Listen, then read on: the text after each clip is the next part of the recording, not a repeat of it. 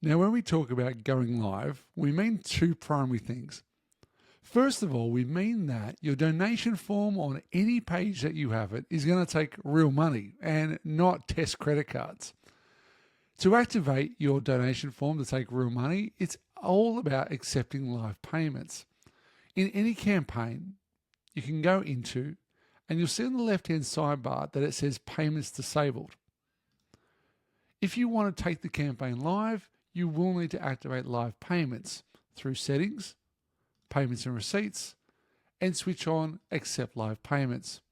Do note, one of the first steps of going live will be ensuring that your PDF receipt is set up. So make sure that has been done.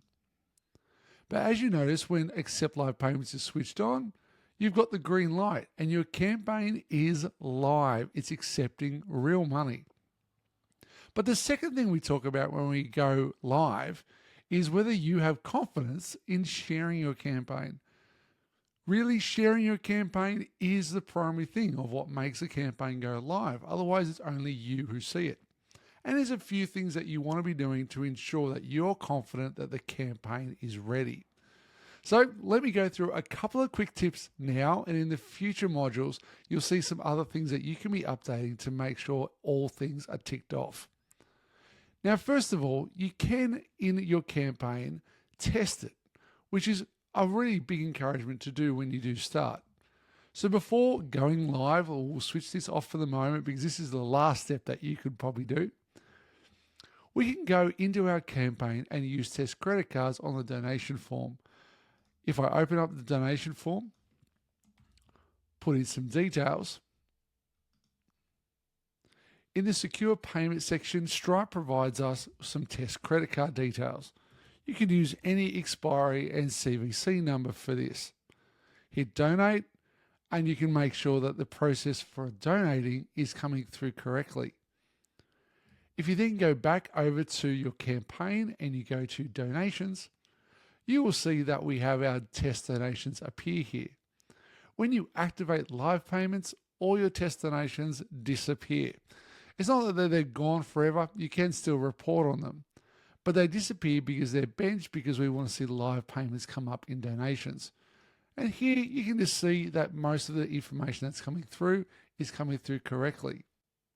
Now, what about testing your peer-to-peer campaigns? Well, you can do that as well. If we go into our campaign, we can go to the sign up form. Here, we can start it.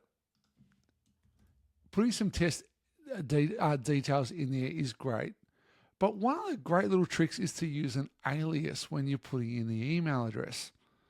You could just put a plus at the end and put test 1.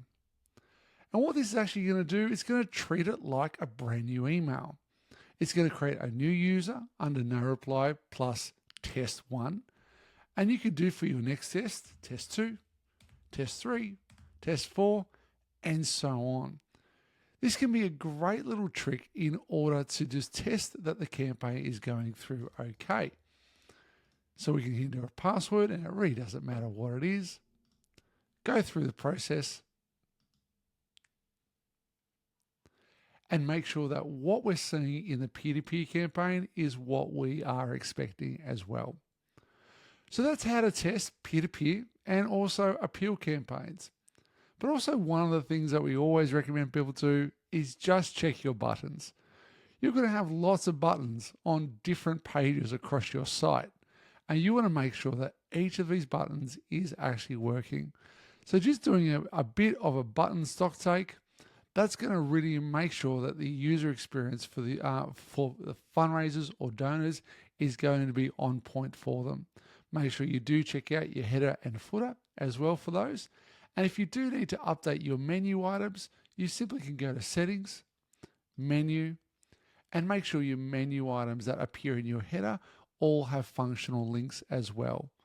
They can be some great things to get you started as you prepare to go live.